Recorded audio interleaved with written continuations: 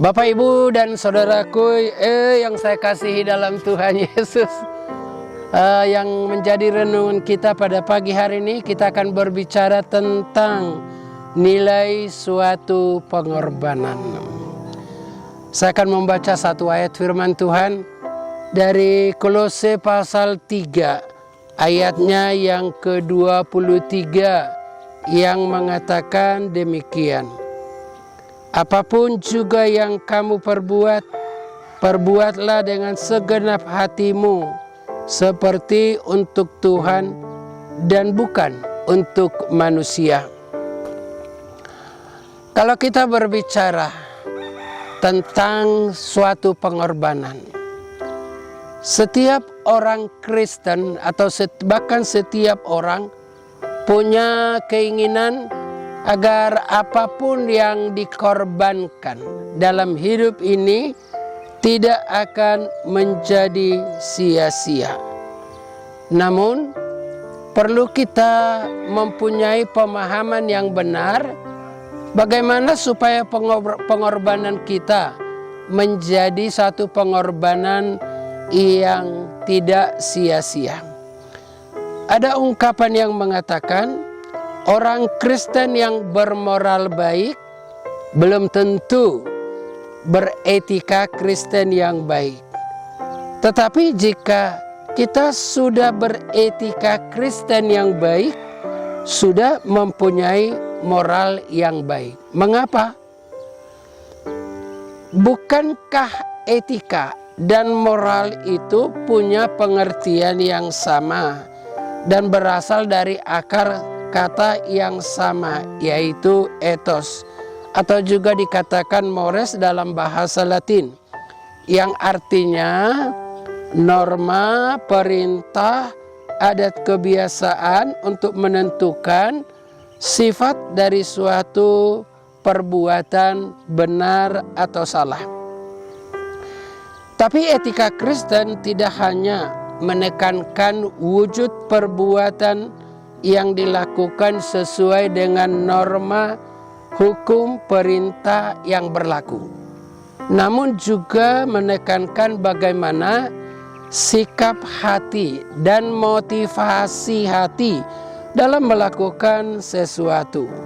Karena Tuhan tidak hanya melihat wujud dari satu perbuatan, tetapi juga melihat hati di dalam atau ketika kita melakukan segala sesuatu. Hal itu ditegaskan dalam 1 Samuel pasalnya yang ke-16 ayat 7, dikatakan, bukan yang dilihat manusia yang dilihat oleh Allah, namun manusia melihat apa yang di depan mata, tetapi Tuhan melihat apa di dalam hati. Maka dapat dikatakan, menurut etika Kristen, yang menentukan nilai dari suatu perbuatan bukan hanya ditentukan perbuatan yang dilakukan sesuai dengan norma, tetapi perbuatan yang dilakukan dengan motivasi hati yang baik. Dalam Kolose 3 ayatnya yang ke-23 yang menjadi pokok renungan atau tema kita, nilai suatu pengorbanan bagi Tuhan, dinasihatkan kepada kita supaya kita tidak hanya sekedar melakukannya, tapi melakukannya dengan segenap hati.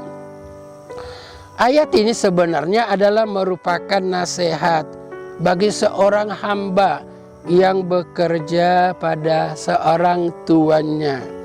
Iya, dikatakan bahwa apapun yang kamu perbuat, perbuatlah dengan segenap hatimu.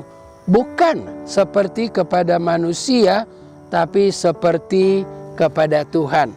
Tentu kalau kita berbicara tentang satu perbuatan kepada Tuhan, tentu yang diinginkan oleh Tuhan, dan kita juga punya kerinduan agar kita melakukan sesuatu yang terbaik. Maka sebagai orang yang percaya kepada Tuhan, dinasihatkan kepada kita agar apapun yang kita lakukan, perkataan atau perbuatan, kita lakukan semuanya di dalam nama Yesus.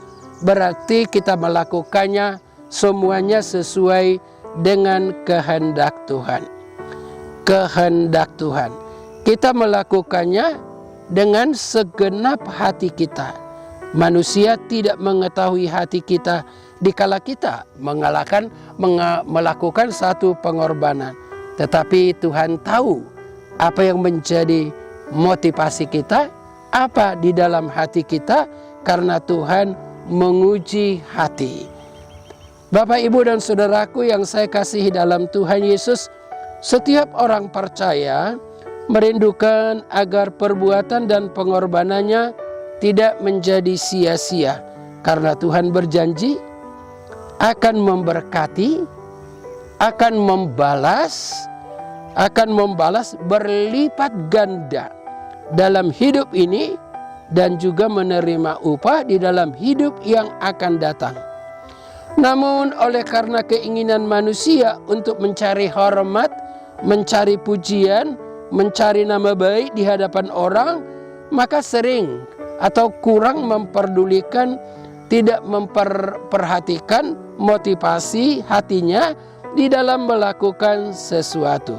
Katanya untuk Tuhan, tetapi sebenarnya adalah untuk diri sendiri. Itulah namanya mencuri kemuliaan Tuhan. Oleh sebab itu, saudaraku, marilah kita sungguh-sungguh melakukan segala sesuatu dengan segenap hati, sehingga perbuatan kita tidak akan menjadi sia-sia.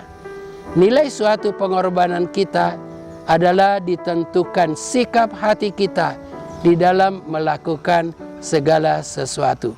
Tuhan Yesus memberkati. Mari kita berdoa. Betapa kami bersyukur ya Tuhan, Engkau mengingatkan kami supaya kami juga menyadari apapun yang kami lakukan, korbankan kepada Tuhan, kami lakukan dengan segenap hati kami, sehingga pengorbanan kami tidak akan sia-sia. Berkatilah kami dalam kehidupan kami masing-masing. Dalam Kristus Yesus kami berdoa. Amin.